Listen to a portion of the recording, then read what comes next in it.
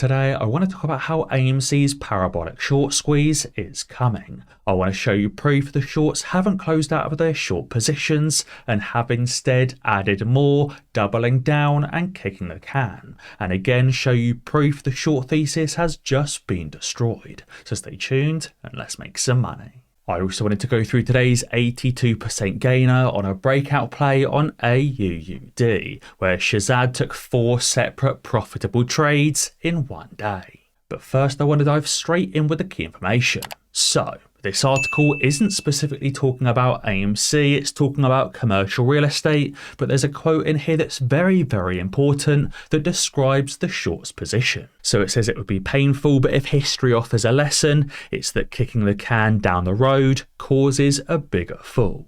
So this article specifically talks about how commercial real estate loans and values have been kicked down the road, effectively causing a bigger fall. But the exact same thing is happening to those AMC short sellers right now. We know the shorts have been kicking the can down the road, there's even proof of that, and that will cause a bigger fall. So first, let's explain how the shorts have kicked the can down the road and then show you the proof. So Biotech Moose tweeted about a game called Double Down, Never Close and Never Exit, or at least attempt to.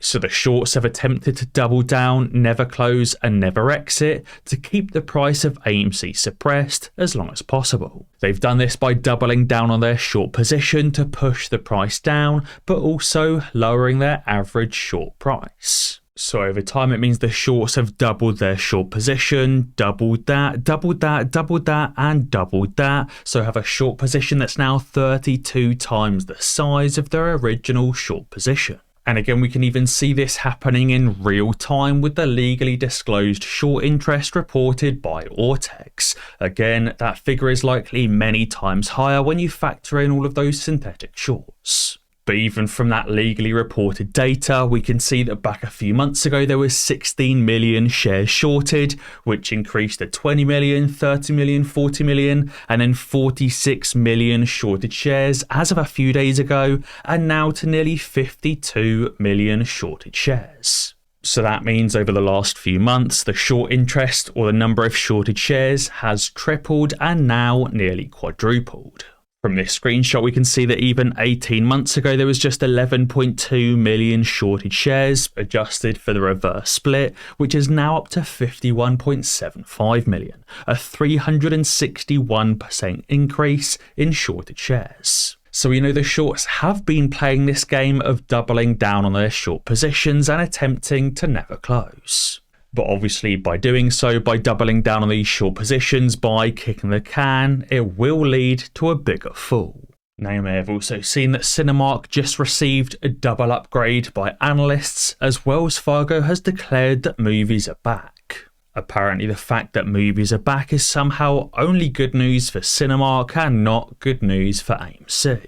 Now what the mainstream media doesn't want you to know is that movies are back, and this is both good for Cinemark and obviously good for AMC too. Adam Aaron has also tweeted about how he is so encouraged by the film slate for the second half of 2024, for all of 2025 and for all of 2026. This destroys the short thesis, at least for the next 3 years, through 2024, 2025, and of course 2026 as well. It means we're going to see new highs in revenues, new highs in profits, new highs in cash flows, and new highs in EBITDA as well. This shows that AMC turnaround planned for the next few years and that will be coming over the next few years as well. With these record profits, record revenues and record cash flows, both AMC as a company will improve, and also as will the AMC share price. Especially when we get to that point where the shorts can no longer double down and end up liquidated.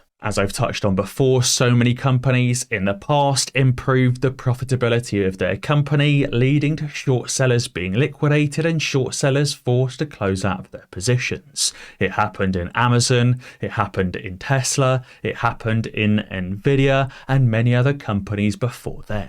Now on top of that, you can see here AUUD released news and had that pre-market run up. It then got the breakout of that pre-market high and continued pushing up throughout the morning to highs of $5.70 per share, a gain of 82%. Shazad took 4 individual trades on AUUD, leading to 4 individual winners for gains of 12%, 16%, 10%, and 13% back to back to back to back. We also had RJs locking in a morning 52% gainer on UCAR or U Power Limited. So guys, if you want these daily 50% plus gains, be sure to join the Millionaire Mindset Trading Group using the link in the description below. We've now got over 500 members and it's a great community and a great place to be. If you didn't already know, there's also a 100% guaranteed refund policy if the educational videos and trade ideas don't help you to make a single profitable trade within 30 days. You may have also seen that Antara Capital has just frozen its hard to sell assets from redemptions after piling on huge losses. As Peter Han added, he said it seems screwing around with AMC didn't offset their other losing plays. Antara has obviously taken on these huge massive losses, it's frozen its hard to sell assets from redemptions and may soon be collapsing. Again, just another one of those hedge funds biting the dust. And Kristen has also tweeted about what's currently happening in South Korea now they've banned short selling and they've cracked down on market manipulation. We can see from this headline or from this article that foreigners have bought South Korean stocks for the 5th straight month in a row in March. This is due to the government's ban on short selling and it's caused a massive inflow into the South Korean markets. It says foreigners acquired a net 5.1 trillion won or $3.8 billion worth of domestic listed stocks in March. So to me, it seems that banning short selling is, from all perspectives, good news. This is something the US should also implement as it would lead to massive influxes of overseas money into the US markets. And on top of that, it would also flush out those bad actors and those criminals. But guys, be sure to let me know what you think down in the comments below. And as always guys, be sure to ding that notification bell because that way you'll be alerted when I upload a new video. Cheers.